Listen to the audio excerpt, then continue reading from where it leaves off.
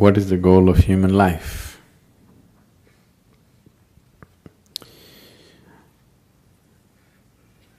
What is the purpose of human life? Or in other words, why life? That's a question. When it comes to life and existence, you never ask why. When it comes to fundamental existence, you never ask why. Because if you ask why, then I have to tell you a story. When I say a story, even if it's a real story, a real story, whatever I speak, if it is not in your experience, it is just a story. The only option that you have is either you believe me or you disbelieve me. Yes? If you believe me, it doesn't get you any closer to truth. If you disbelieve me, it doesn't get you at all. So, you never ask why. Right now, you're here with life. Why such a question has come? What is the goal of life? Because the process is not enough, isn't it? Yes? The process of life is not enough somehow. Suppose you were bursting with ecstasy every moment of your life, such a question would never come. What is the goal of life? Because to live is the goal of life. To live and to live totally. To live totally does not mean party every night. To live totally means when you are here, you must experience all aspects of life and go. Whatever this is, every aspect of what this is must come into your experience before you fall dead, isn't it so? Yes? This must happen, isn't it so, for every human being? Or do you want to just experience 10% of you and go away? You must experience what this life is totally, isn't it? Before you go, you must experience this. If you do experience that, then such questions will never arise in your mind because that's not the way existence is. Logically, your question is very correct. Okay, I'm living here, what is the goal of my life? If I tell you the goal of your life is you must attain to God, so we are making lots of assumptions, isn't it? We are making assumptions about various things which are not yet in our experience, isn't it? The moment you make assumptions about things which are not in your experience, you will become hallucinatory. 99% of the world's religion is hallucinatory, please see. Because you're assuming things that are not in your experience and working with that which you have assumed.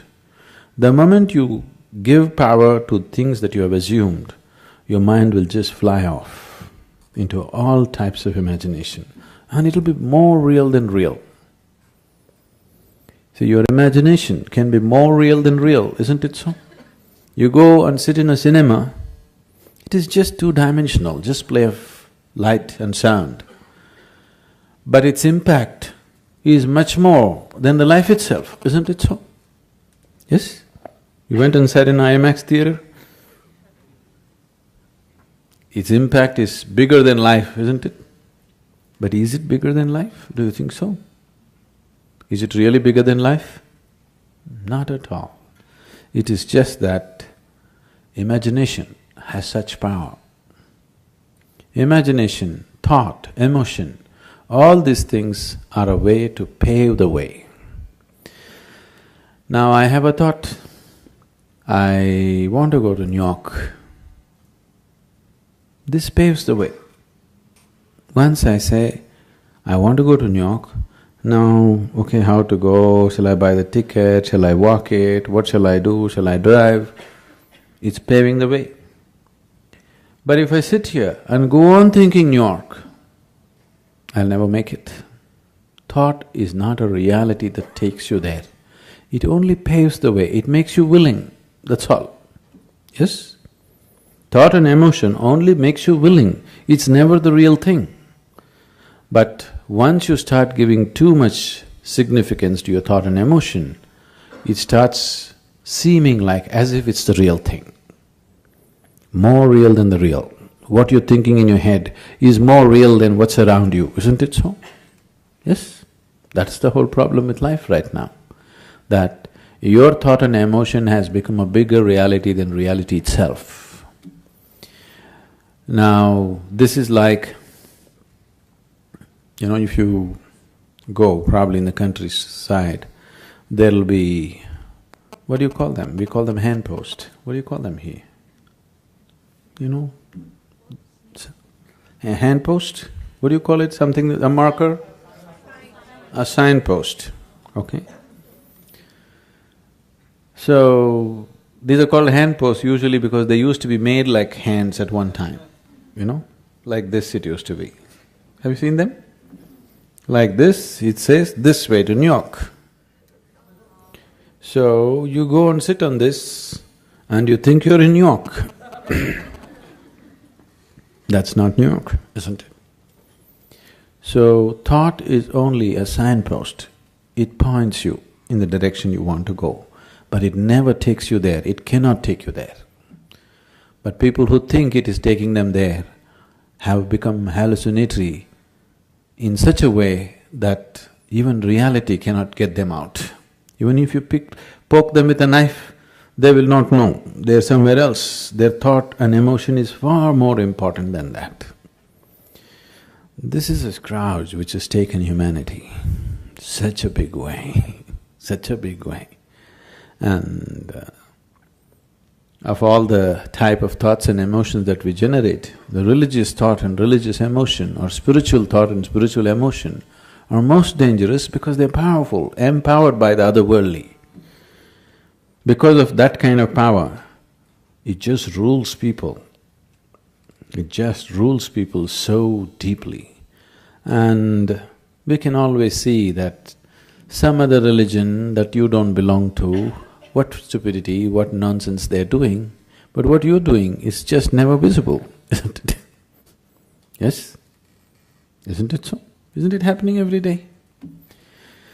Because once the thought and emotion becomes powerful, you start believing it. Once you start believing something which is not yet in your experience, you are a dangerous human being.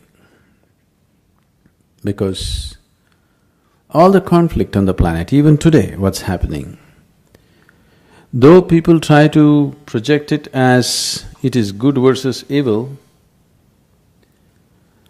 though people are trying to project it as good versus evil, it is not about good and evil. It is always about one man's belief versus another man's belief, isn't it so? Always between one man's belief and another man's belief. Why can't we be sincere enough to simply see whatever we do not know as we do not know? What is the problem? This is the biggest human problem. They can't see that they don't know. They have to bullshit themselves all the time.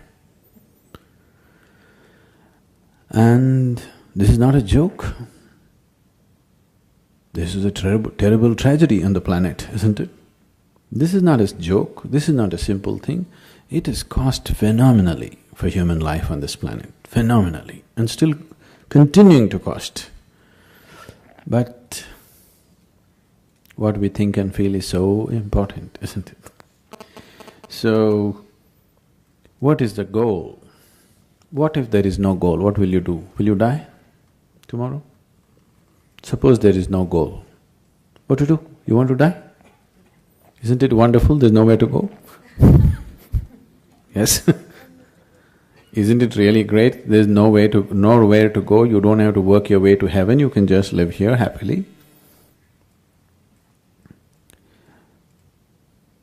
No, we are going to heaven. If you're so sure you're going to heaven, what are you waiting for? If you're so dead sure you're anyway going to heaven, what are you waiting for? I can't understand the logic. Huh? Waiting for the ticket. All you have to do is go and cut your throat in front of the temple. You understand? Whichever is your favorite temple, it'll happen. People 100% believe after I die, I will go to the lap of God. If you are going to the lap of God, you should not delay it. Really. Isn't it so? Such a sacred duty, can you delay it? You must go today, not even tomorrow. No, you want to live long. So why are you postponing such a wonderful opportunity? That's because you're full of bull. You tell yourself things which are not yet a reality for you. I'm not questioning whether these things exist, not exist, but it's not yet a reality for you. If you talk about things which are not yet a reality for you, to put it very bluntly, it just amounts to lying. This lying has cost phenomenally for individual human beings and for the whole humanity in a big way. For more on Sadhguru, visit www.ishafoundation.org.